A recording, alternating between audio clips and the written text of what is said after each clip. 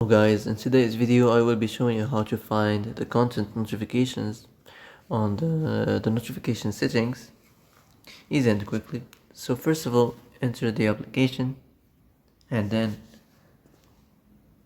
here on the home page you will find these three lines up left here, and then go to the settings, and also you will find the notification settings. So just click on it, and as you see here you will find the content notifications.